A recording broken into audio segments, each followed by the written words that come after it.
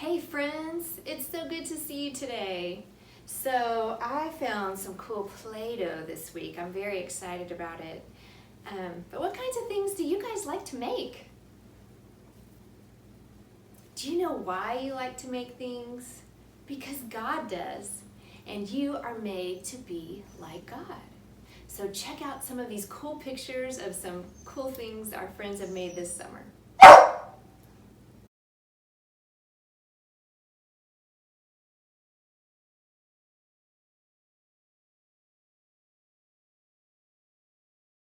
Well, the Bible lets us know that you and me and all of us people are made by God in His image. And that means we like to make things because God likes to make things. So, while I read this book called Yellow and Pink by William Steig, I'd love for you to think about who made me to be just like I am. Two small figures made of wood were lying out in the sun one day on an old newspaper. One was short, fat, and painted pink. The other was straight, thin, and painted yellow. It was a hot and quiet day, and they were both wondering. After a while, the yellow one sat up and focused his gimlet eyes on the pink one. "Do I know you?" he asked. "I don't think so," Pink answered. "Do you happen to know what we're doing here?" asked Yellow. "No," said Pink. "I don't even remember getting here." "Me neither," said Yellow, looking all around. "I can't help wondering," he went on, "how we got to be here. It all seems new and strange. Who are we?" Pink looked Yellow over. He found Yellow's color, his well-chiseled head, his whole form admirable.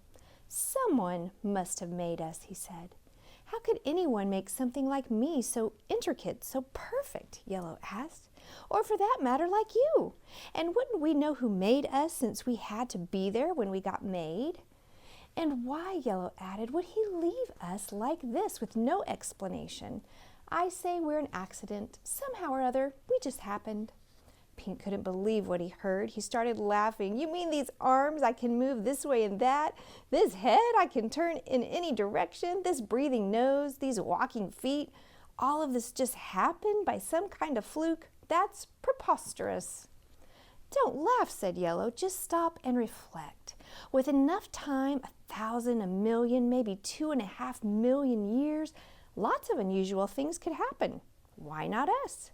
Because it's impossible. It's absolutely out of the question. How could we just happen? Would you mind explaining?" Yellow got up and began pacing. He kicked a pebble aside. "Well, it could be something like this. I'm not saying exactly. Suppose a branch broke off a tree and fell on a sharp rock in just the right way so that one end split open and made legs. So there, you have legs. Then winter came and this piece of wood froze and the ice split the mouth open. There's your mouth. Then maybe one day a big hurricane took that piece of wood and sent it tumbling down a rocky hill with little bushes. And it got bumped and chipped and brushed and shaped this way and that. Sand blowing in the wind might have helped with the smoothing." "Okay," said Pink, "let's say you're right. Just for the sake of conversation, do you mean to tell me all these odd things happen not only once, but twice? So that there are two of us? The branch fell off the tree, it hit the rock, it rolled down the hill, lightning struck, the woodpecker pecked, etc., etc." "Why not?" said Yellow. "In 1,000,000 years, I didn't say 5 seconds, the same thing could easily happen twice." "But you and I are so different," said Pink. Yellow was silent. He leaned against a tree stump, scratching his wooden head. "I can't answer all the questions," he said finally. "Some things will have to remain a mystery, maybe forever. But why are we arguing on such a fine day?" A man who needed a haircut came shambling along, humming out of tune. He picked up Pink and looked him over. Then he picked up Yellow and looked him over. "Nice and dry," he said. He took them both under his arm and headed back where he'd come from. "Who is this guy?" Yellow whispered in Pink's ear. Pink didn't know. When Yellow and Pink woke up, they noticed how wonderfully they had been made. They were different colors and different shapes. Pink thought that someone with a capital S must have made them. And Yellow thought, well, he thought maybe they were just there by accident. But Yellow and Pink were asking some important questions. Have you ever wondered, how did I get here and who am I? Well, God did something awesome for us.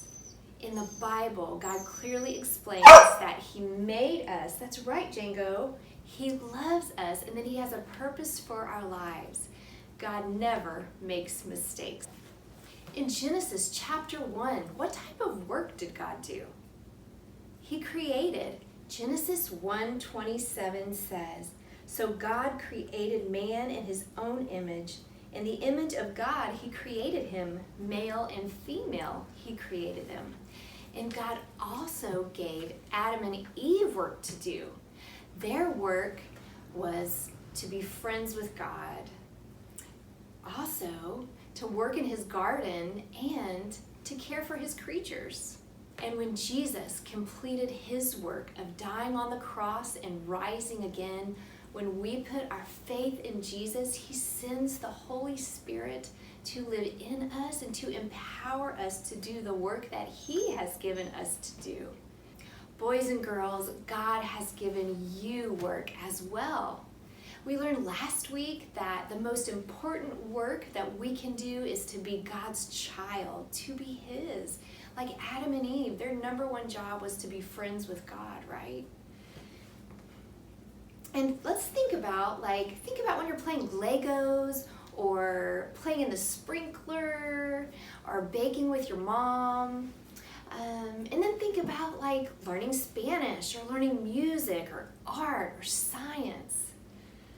Now, when we play and we learn, we are glorifying and worshiping God. Playing and learning is very, very good work. Just when Yellow decided that he couldn't answer all of those questions, a man came by and picked them up. Now, Yellow and Pink didn't know why they were made. However, I bet the more time they spent with their Creator, the better that they knew what their purpose was. And it's the same with us. The more time that we spend with God, the better that we'll know His purpose for our lives as well.